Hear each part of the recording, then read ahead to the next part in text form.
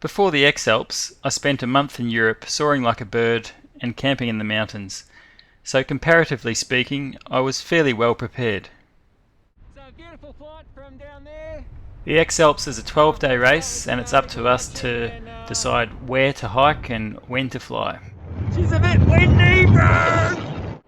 On this practice day, I struggled with winds in the high mountains, while my friend did better following the main valley.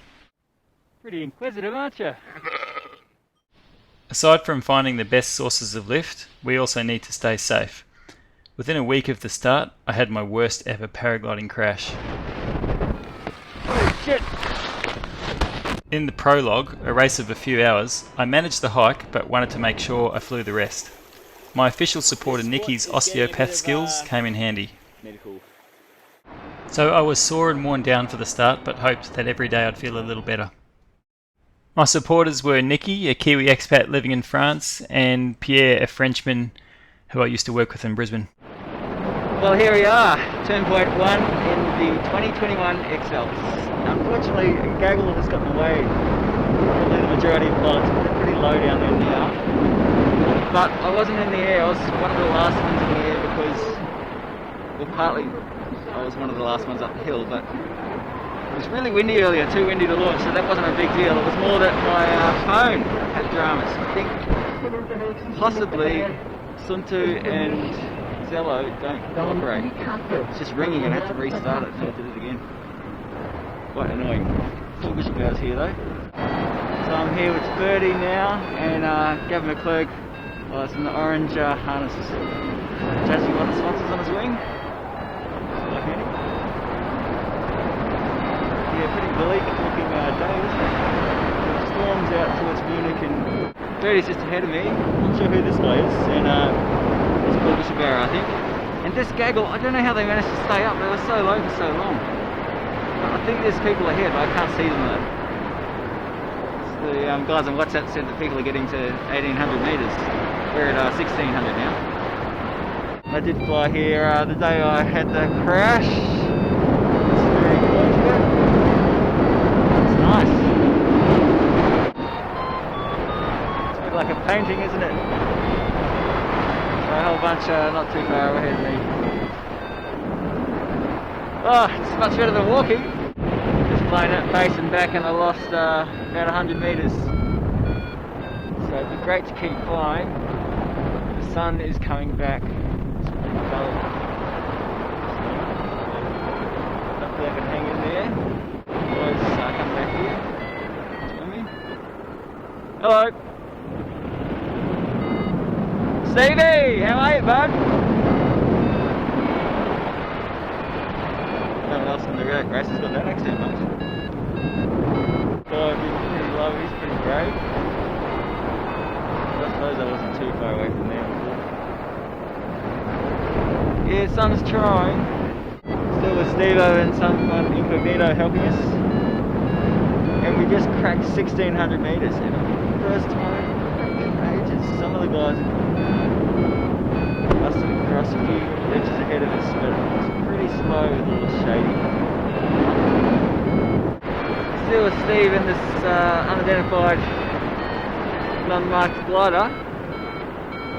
Just before 4 PM and it is so slow and shady, but we're not walking, so. Dutch zone ahead there.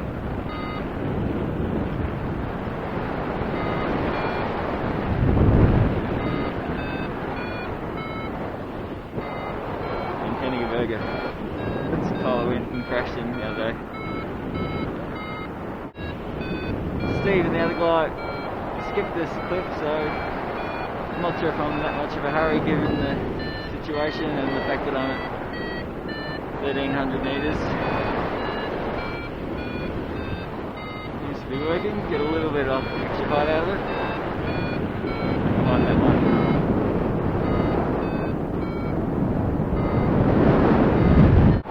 From that way, I'm really close to Bishop's Hat or whatever it's called, but no cigar, so I'm going to land and hike the last few k's. I'm still pretty low, just under 1,000 metres. shit. That's a bit close.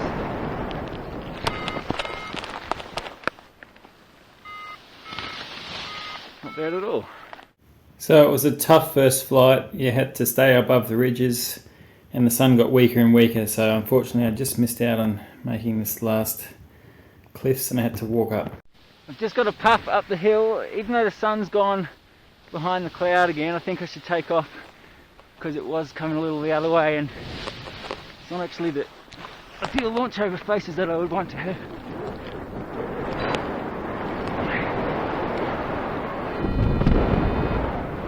So I've got it, I'm probably going sideways or slightly backwards. I've got to go down that way to the work. Well, that was interesting. Oh, I could have turned back and landed. I really didn't want to. Oh, jeez. I don't know if this is going to work in terms of getting into these faces.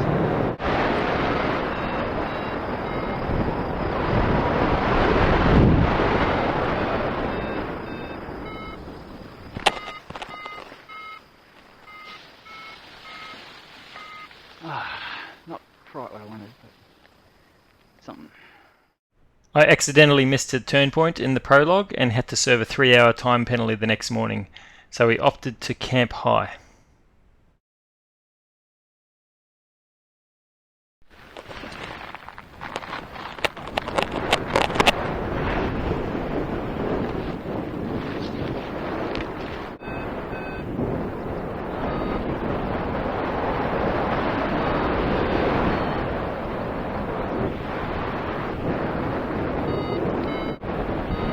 So Pierre and Nikki have accidentally locked on with the Zello, so I'm spying on them. It's pretty cute. They were saying, oh, there's a good team building exercise coming up here. We camped in there last night. And it was a bit of a detour, not very far, K or so, to scour these sunny faces, but it seems to have been worth my while because I've got coming up in 200 metres actually flight, which is potentially 2 kilometres. Road best. Sometimes it can be nothing, or it can be quite a bit more depending on what the landings are like. Got a slow gain of height and then a fast loss with the convergence lift, so there's pretty strong tailwind and the landing the same way with the headwind. God, that was really badly timed. So it was definitely nice to get that thermal early off launch, but there was some funny things happening with the air. There was convergence just before I landed, but it didn't get me very far, so I had to walk up the hill, no further than I thought I could get away with. Got that climb, I was lucky, lost a bit of height first before I got that, and then sailed into the turn point. And from there I had to decide how high I'd go up the hill. Ended up going to the top. That was awesome. I'm going to make the turn point. I thermaled up to get here. I lost height initially off launch, probably less than 100 metres, but still. Then I found something and up to 2,000.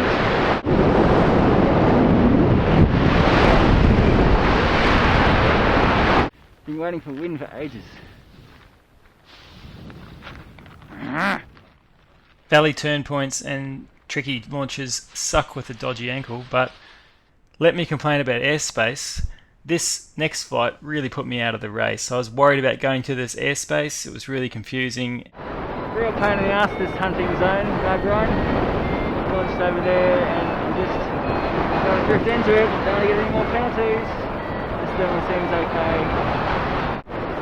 So I've made it. This has been in shade. Hopefully it still works. I really left too low from the climb, but I was freaking out about the airspace. The next CC was playing tricks on me too, so that didn't help my confidence. Oh dear, let's see what we can do. So this is the really sad part of my race. Distracted by the airspace, indecision, and before I knew it, I was trapped.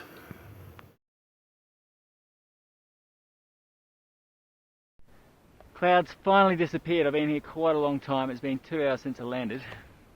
A bit over actually, and the sun has been out for 12 minutes now. So I'm hoping. Otherwise there's a low pass around there. I'll just hike up and fly that in the evening for kicks. because I'm not too keen on going at that gorge. Here we go, thermic gusts. So launched down there, and I've waited for ages for sun, and it's finally come. Glorious sun. Oh shit. I'll go back to where it was. Look at that huge cloud over there before shading everything out. Hopefully the Rush and I can, hopefully we can climb out of it. There's not much going on here. Back in the shade now. I might go with my original plan and blow up the belly.